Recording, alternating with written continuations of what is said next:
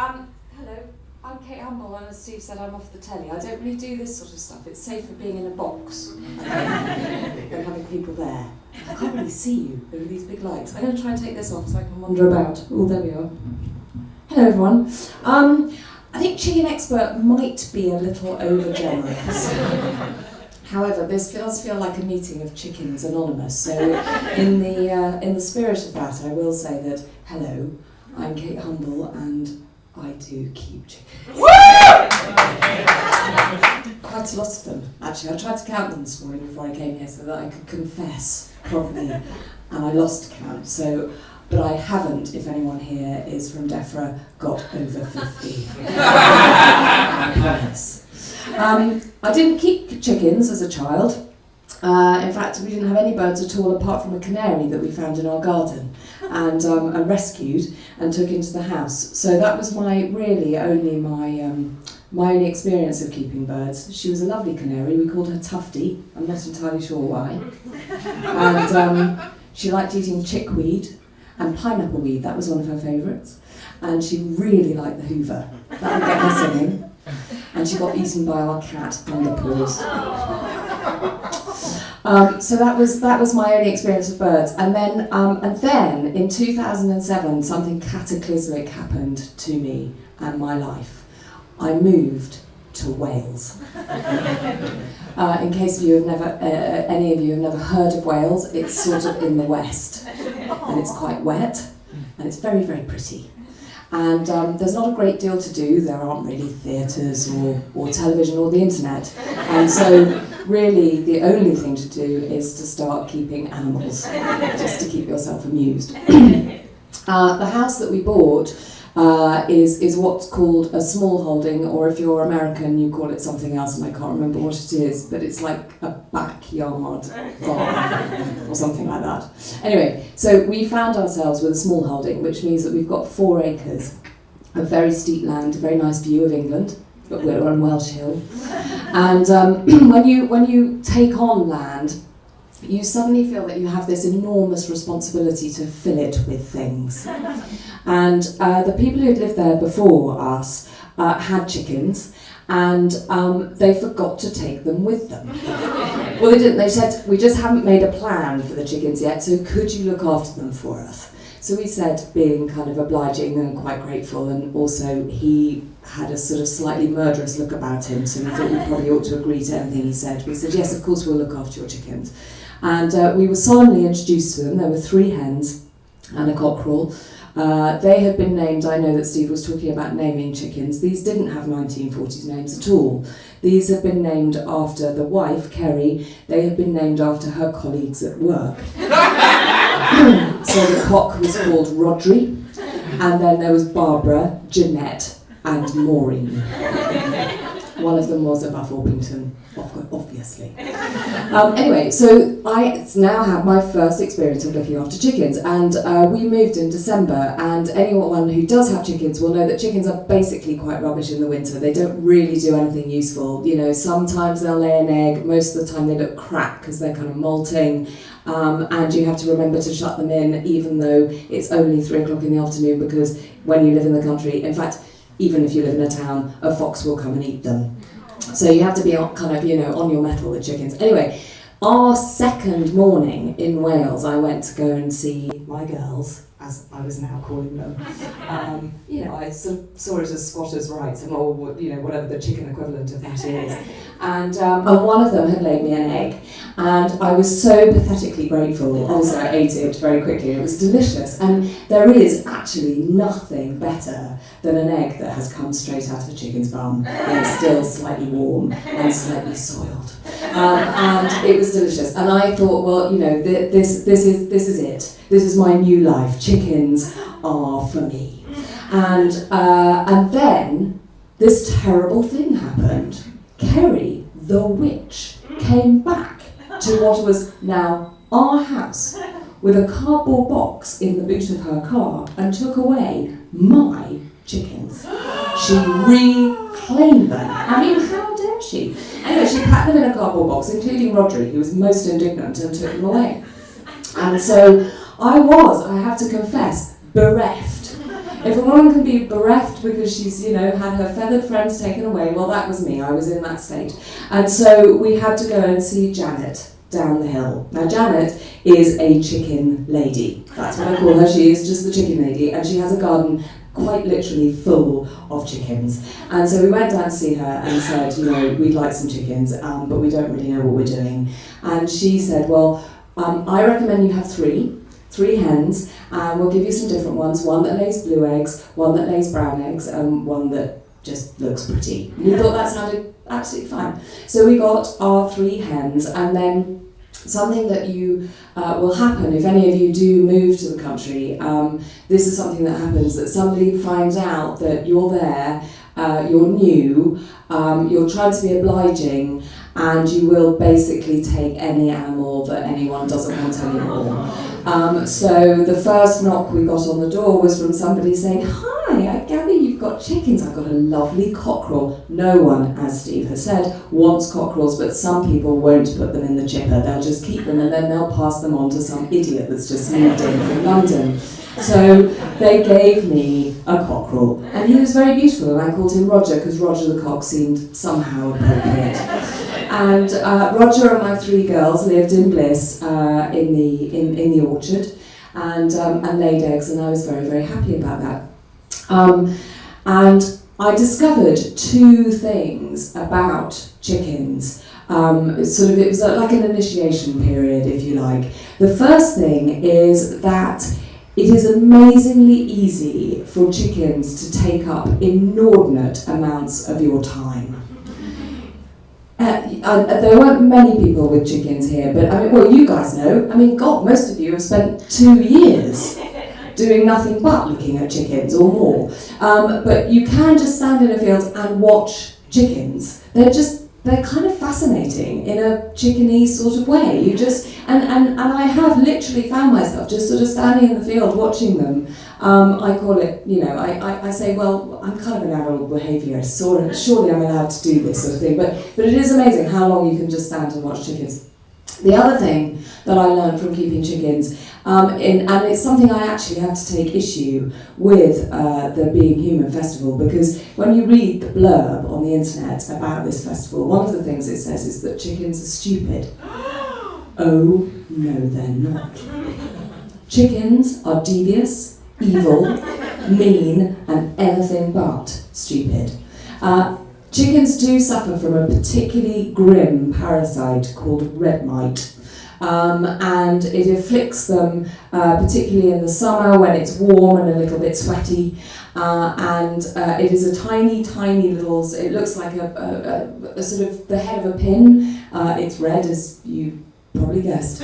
And it's a bloodsucker. And it will suck chickens dry, given half the chance. And so when your chickens start to get a little bit antsy about going back into their house, when they're, they stop laying, when they basically start to have bits missing, you know that they've probably got red mite and you've got to do something about it.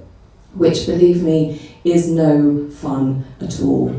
It's basically, you have to kind of treat it like a military exercise, I think is the best way to describe it. So the morning that we discovered that our chickens had red mite, we had to creep in. So it's morning, it's the summer. Now obviously it's been light since maybe 5 o'clock in the morning. We haven't been that keen, but it's maybe 7. And my husband and I creep up to the coop and think, right, now somehow we've got to get in there and get these birds. We use an old garden shed, so you can actually get into it. We weren't trying to crawl into one of those like really tiny little bijou ones with a heart-shaped door. We weren't trying to do that. So we had to let ourselves in without the chickens getting out, and then be able to catch them. You then have to douse them with this kind of powder that is like something that Chemical Alley would have come up with, and then you have to get the chickens out of the house. You then have to kind of torch the house with a Bunsen burner, scrub it, lock it down, and then finally the chickens can go back in. Hopefully, you having murdered all these horrible little mites. It's actually quite satisfying. If you ever had to do this, just as an aside, when you have successfully murdered the mites, they all fall down onto the floor, and you literally have piles. not part, you know what I mean, piles of mines. And anyway, so there we are, military style operation. We've got the powder. We've worked out our tactics, and we're going to creep in through the door, and we're going to get the chickens. We're going to spray them. They're going to be pathetically grateful to us. Lay loads of eggs, and it'll be mission accomplished, and we'll be able to go to work. Not a bit of it. We sneak in through the door. And these apparently dumb birds immediately know that something is up. And you can see their tiny little chicken brains, their little bird brains whirring, and they're thinking, okay, how are we going to get them? How are we going to get them? We're going to have to escape. We're going to have to get out of here. And, as we're nailing two of them, right, I've got one, I've got the other one, Roger the cock makes a hasty exit out into the field. Can we catch the little bugger? Can we help?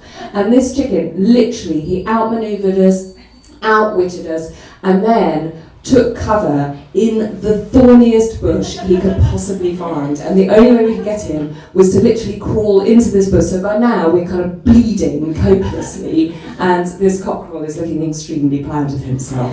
So never, ever think that keeping chickens is an easy thing to do and that they're done, because they really are not. Now, in the spirit of this festival, I thought that I should sort of pull up some chicken facts for you, try and find out what it is that chickens have done for us. Why do we care about chickens so much? Why have some of you lot been, why have you got 2 million quid to study these things? Well, let's find out, shall we? I wrote some things down on the train on the way up from Wales.